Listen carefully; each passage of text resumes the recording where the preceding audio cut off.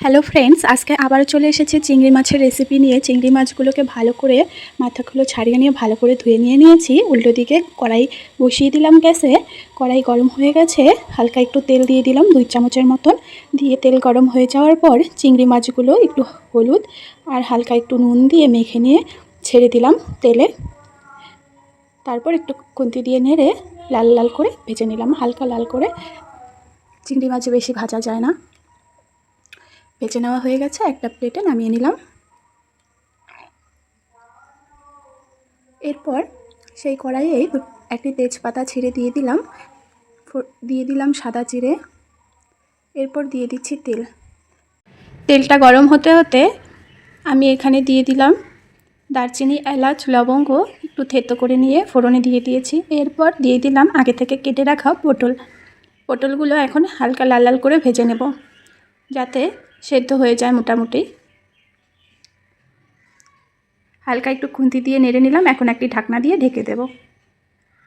5 minute পর ঢাকনা খুলে আবারও পটলগুলোকে নেড়ে নেব। আমি চিংড়ি মাছটি রান্না করছি আলু আর পটল দিয়ে।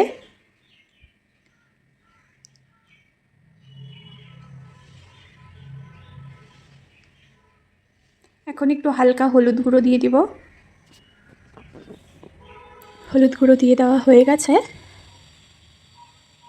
এখন খুন্তি দিয়ে নেড়ে নেব।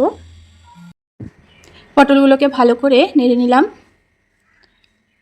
আমার ভেজে নেওয়াও হয়ে গেছে পটলগুলোকে ভালো করে। এখন আমি পটলগুলোকে চিংড়ি মাছের প্লেটেই নামিয়ে নেব।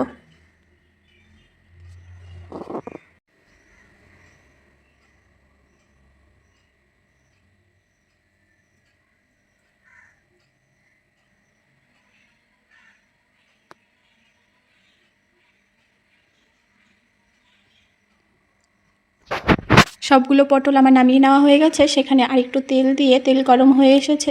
এখন আগে থেকে পেস্ট করে রাখা 2টো পেঁয়াজ দিয়ে দিলাম কড়াইয়ে।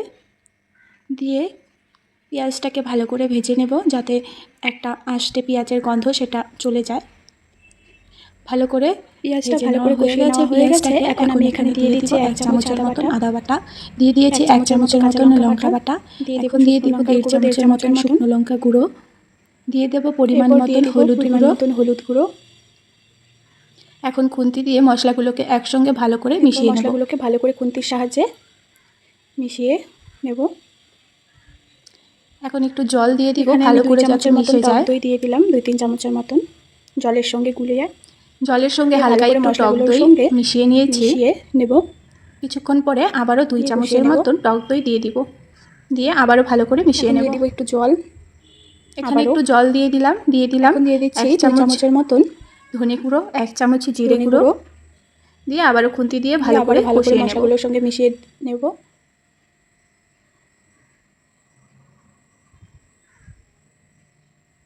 এখন দিয়ে দিচ্ছি স্বাদ অনুযায়ী নুন দিয়ে আবারও নেড়ে নেব।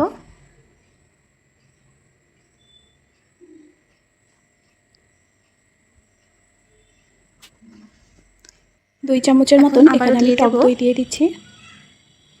2 চামচের মতন টক দই দিয়ে আবারও খুন্তি দিয়ে ভালো করে নেড়ে নেব, দিয়ে ভালো করে মিশিয়ে নিচ্ছি মশলাগুলোকে। এখন ভালো করে মশলাগুলোকে কষিয়ে নেব। 2টো আলু টুকরো টুকরো করে আগে থেকে কেটে সেদ্ধ করে নিয়েছি। সেই আলু মশলাগুলো এখন দিয়ে ভালো করে মশলার সঙ্গে কষিয়ে নেব। আগে থেকে সেদ্ধ করে রেখেছিলাম সেই আলুগুলো দিয়ে দিলাম।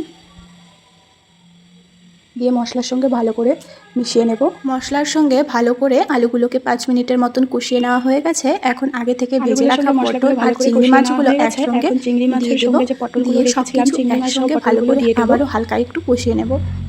দিয়ে সবগুলো একসঙ্গে ভালো করে চিংড়ি মাছগুলো দিয়ে দিলাম, যাতে চিংড়ি মাছে মশলাগুলো ভালো করে ঢুকে যায়, তাই আগেই দিয়ে দিলাম।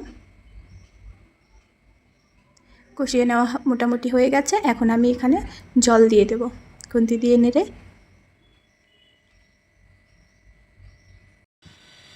আগে একটু জল দিয়ে ভালো করে মিশিয়ে নেব জলের সঙ্গে মশলাগুলোকে। এখন একবারে জল দিয়ে দেব।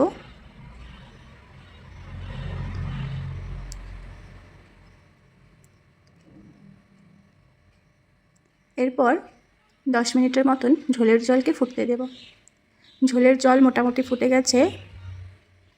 এখন আমি এখানে দিয়ে দিচ্ছি হালকা একটু গরম মশলার গুঁড়ো। তার আগে একটু খুন্তি দিয়ে নেড়ে নিলাম। হয়ে এসেছে। 1 চামচ ভাজা জিরের গুঁড়ো আর হাফ চামচের মতন গরম মশলার গুঁড়ো দিয়ে খুন্তি দিয়ে ভালো করে নেড়ে নিচ্ছি।